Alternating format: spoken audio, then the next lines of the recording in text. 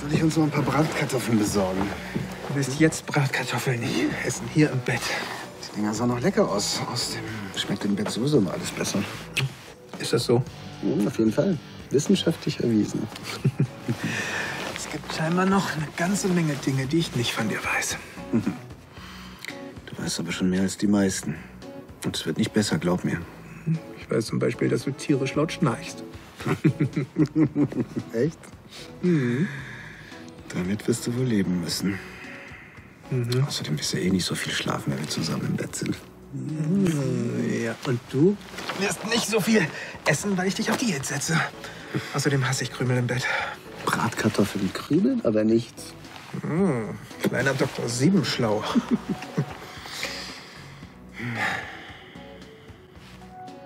Komisch, die Bemerkung vorhin. Dass Essen besser im Bett schmeckt, das hat mein Vater immer zu mir gesagt. Tim hat erzählt, dass er bei einem Tauchunfall gestorben ist. Eigentlich denke ich auch gar nicht mehr wirklich an ihn. Das war nur die Bemerkung, die mich an ihn erinnert hat. Ich bastel nur ein kleines Einhorn.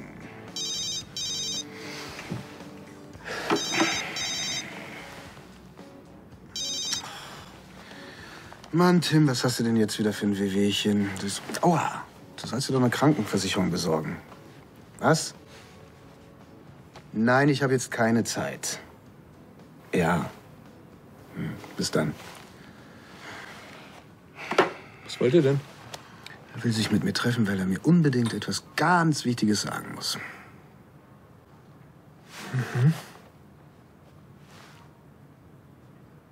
Was? Ich hätte ihn nicht abwürgen sollen, ist es das? Du wolltest nachher doch sowieso noch mal zu LCL, um Elisabeths Hände zu versorgen. Warum trinkst du danach nicht einen Kaffee mit ihm? Es wird doch sowieso wieder so eine Familienzusammenführungsgeschichte. Ihr seid ja auch eine Familie. Wir haben vielleicht den gleichen Erzeuger, aber das ist auch alles. Da ist keine Familie. Okay. Ich habe meine Halbschwester auch erst vor 2 Jahren kennengelernt. Heute ist Bella einer der wichtigsten Menschen in meinem Leben. Warum gibst du euch keine Chance? Das würde genau passen. So eine Kacke. Ah, das sind aber derbe Worte für so einen feinen Laden. Schon wieder Stress? Nein. Was machst du überhaupt hier? Wie, was mache ich hier? Ist doch längst überfällig. Was? Ja, die Spülung auf dem Gästeklo. Ich sollte kommen und die reparieren. Deswegen hatte ich vorgeschlagen, mit dir zusammen herzukommen. Ja, stimmt. Was stehst du denn dann hier noch rum? Jetzt machst du mich ja schon wieder blöd an. Ist das die Art, wie wir mittlerweile miteinander umgehen sollten?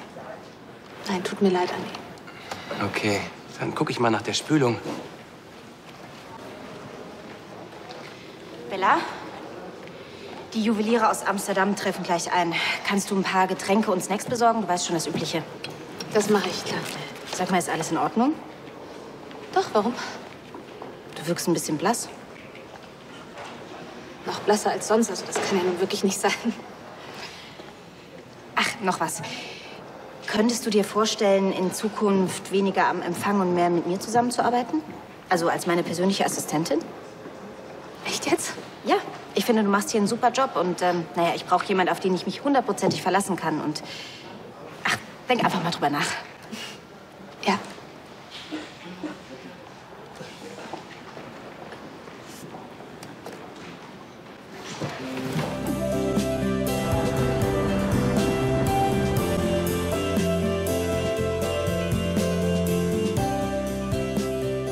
Ich denke, es tut ihm einfach nur leid, dass er ein mieser Vater war. Ja, das hätte sich mal vor 30 Jahren überlegen können. Jetzt gib ihm doch wenigstens eine Chance. Er hatte eine Chance. Er hatte sogar viele Chancen. Die paar Mal, wo er da war, da ging es immer um ihn, nicht um mich. Wissen mit ein paar lächerlichen Geschenken zu beruhigen, die er auf den letzten Drücker gekauft hat. Nee, Tim. Ich werde ihm nicht helfen, damit es ihm besser geht.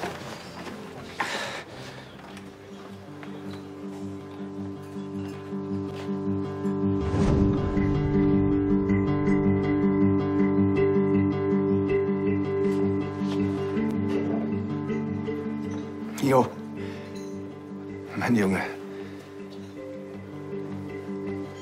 Ich habe gehört, was du über mich denkst.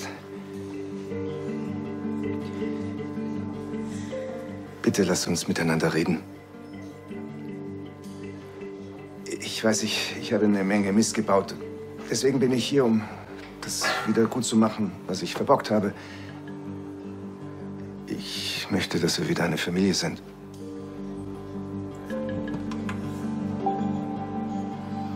Wir waren nie eine Familie. Und wir werden nie eine Familie sein.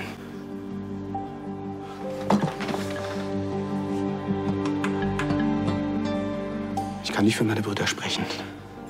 Aber was mich angeht, da kannst du dahin zurückgehen, wo du hergekommen bist. Was mir scheißegal.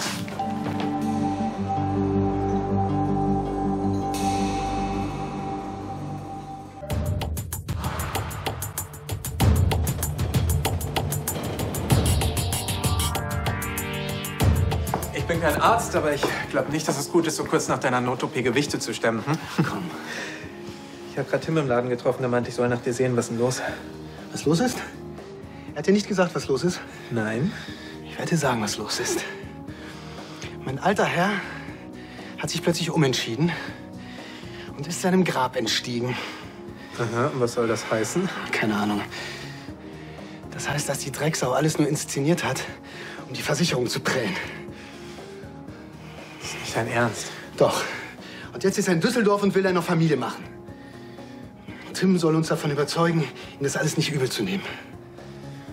Moment mal, die Beerdigung und diese Taucherflossen und so, das war alles gelogen. Ja, gelogen.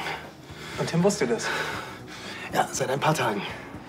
Aber ganz ehrlich, Tim haben Harros Spielereien nie wirklich viel ausgemacht. Ja, aber schon. Ach, Quatsch. Der Typ so am Arsch vorbei. Ist völlig wurscht, ob er lebt oder tot ist. Besser? Ja. Weißt du, als ich gehört habe, dass er umgekommen ist, war mein erster Gedanke, super, jetzt brauche ich nicht mehr auf ihn warten. Hast du das? Auf ihn gewartet? Harro ist verschwunden, da war ich ungefähr 5. Ja, einfach so. Keiner konnte mir erklären, warum. Nicht mal deine Mutter? Nee. Die hat immer nur gesagt, er ist ein Arschloch. Aber irgendwie dachte ich immer, es liegt an mir. Oh Mann. Am Anfang schickte er noch Karten von Orten, von denen ich überhaupt noch nie was gehört hatte. Einer schöner und exotischer als der andere. Und ich dachte mir immer, wenn er an all diese Orte reist ohne mich, dann bin ich scheinbar nicht wichtig genug. Und irgendwann wurden diese Karten auch weniger. Bald gab es gar keine mehr. Keine Weihnachtswünsche, keine Geburtstagskarten, nichts. Und als ich 13 war, stand er plötzlich vor der Tür. Ja, es tat ihm alles so leid und er müsste mich jetzt unbedingt sehen und alles wieder gut machen, was er versäumt hat. Und bei der Gelegenheit habe ich übrigens auch erfahren, dass ich 2 Brüder habe. Na, jedenfalls war er jetzt da. Er hatte mir eine Angeltour versprochen. Nur er und ich, ganz alleine. Ich war so aufgeregt und ich war so froh. Und an dem Tag, als es dann losgehen sollte, da stand ich mit gepacktem Rucksack in der Auffahrt bei Sonnenaufgang. Und als er bei Sonnenuntergang immer noch nicht da war, da... Naja, ein paar Wochen später kam dann wieder mal eine Karte, auf der er sich entschuldigte dafür. Ja, es täte ihm alles so leid, es wäre was ganz Wichtiges dazwischen gekommen.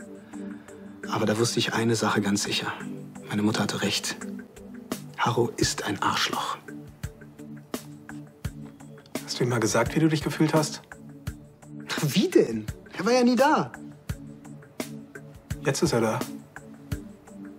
Okay, ich kenne ihn nicht und ich habe keine Ahnung, ob er das überhaupt kapieren würde, aber ich finde, es ist dein gutes Recht, ihn damit zu konfrontieren und jetzt hast du die Chance. Das wird ihm nicht gefallen. Muss es ja auch nicht. Aber ich glaube, dir wird's gut tun.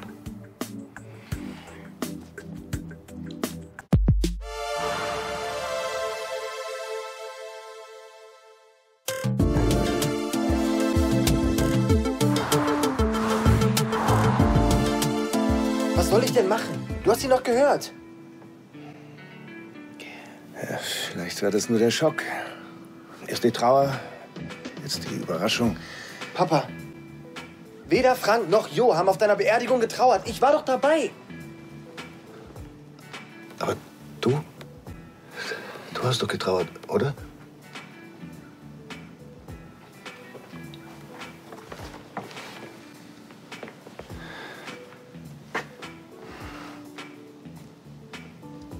Jo. Hi. Und Sie sind? Das ist Oliver, mein Freund. Für einen kurzen Moment hatte ich das Gefühl, ich hätte noch einen Sohn, von dem ich nichts weiß. Ich hatte ganz vergessen, wie witzig du bist. Danke, dass du gekommen bist. Ich freue mich so. Du kannst dir ja gar nicht vorstellen, wie mich das gequält hat, euch in dem Glauben zu lassen, dass ich tot sei.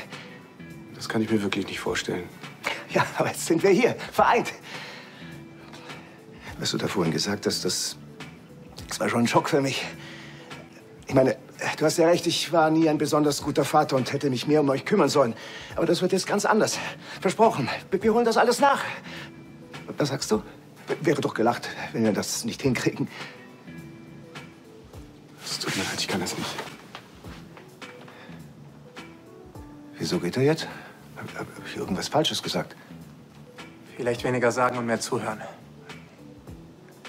Ich rede immer viel, wenn ich nervös bin. Kleiner Tipp, gehen Sie ihm nach. Ja. Jo, bitte. Ich weiß, da gibt's nicht schön zu reden.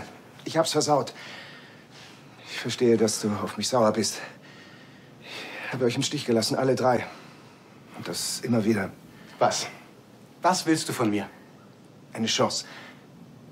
Eine letzte. Warum sollte ich dir eine geben? Weil ich dein Vater bin. Ich werde dir sagen, warum du hier bist.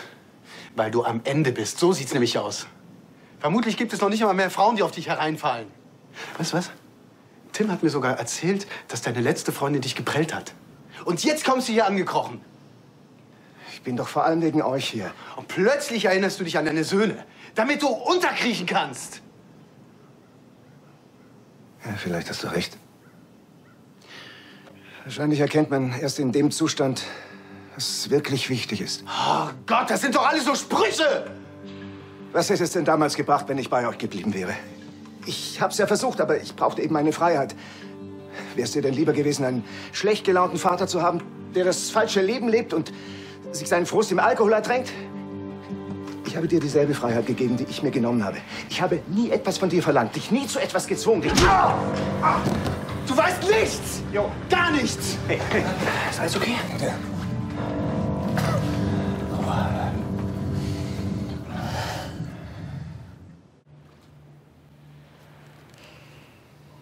War ja klar. Jetzt. Hey, bist du ja? Sascha. Ich den ganzen Tag nicht am Empfang gesehen. Ja, ich habe auch noch andere Sachen zu tun. Okay. Deine?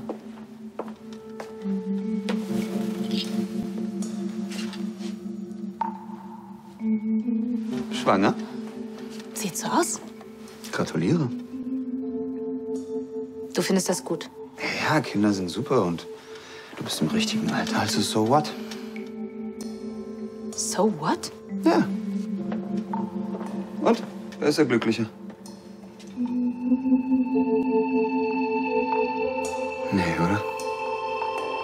Ich dachte, du nimmst die Pille. Ja, tue ich ja auch. Ich habe sie vielleicht mal vergessen. Wie kann man so etwas einfach mal vergessen? Hallo? Wem ist bitte das Kondom gerissen? Ich dachte, das wäre kein Problem, weil du die Pille nimmst. Ja, tue ich ja auch. Naja, vielleicht ist ja der Test falsch. Also es war heute schon der 3. Test und sie waren alle positiv. Aber keine Sorge, ich habe nachher noch einen Termin beim Frauenarzt. Der macht dann noch einen Test, aber ich kann dir jetzt schon sagen, ich weiß, dass ich schwanger bin. Okay. Ich komm mit. Warum das denn? Na, weil ich der Vater bin, weil wir jetzt abklären müssen, wie es weitergeht. Moment mal, glaubst du, ich kann keine Verantwortung übernehmen? Doch, doch. Es kann nur sein, dass du gar nicht der Vater bist. Ich habe noch mal mit Andi geschlafen. Wann? Ein paar Tage bevor wir, also.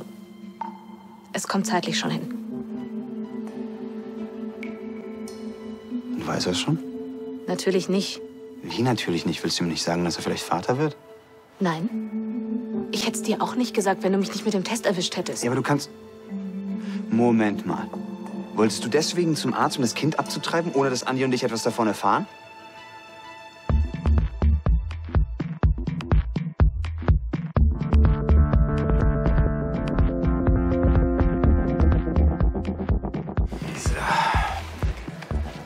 Ich glaube, wir beide können erstmal Schnaps vertragen. Oh ja. Machst du das mal 2? Klar, kommt sofort. Danke. Als ich gemeint habe, du sollst deinem Vater mal deine Meinung an den Kopf knallen, das habe ich nicht wörtlich gemeint. Der hat nichts begriffen. Er hat echt geglaubt, er hätte mir einen Gefallen getan, als er damals abgehauen ist. Dann bin ich halt durchgeknallt. Verständlich. Bin ich verletzt? Er wird's überleben. Wie geht's denn dir? Keine Ahnung. Ich meine, was glaubt er? Dass jetzt alles plötzlich in Ordnung ist, dass wir ihm jetzt vertrauen? Oder? Glaubst du, dass er wieder abhaut? Das war das Einzige, worauf man sich bei ihm wirklich verlassen konnte. Danke dir. Danke. Ich brauch das nicht. Verstehst du nicht schon wieder? Komm.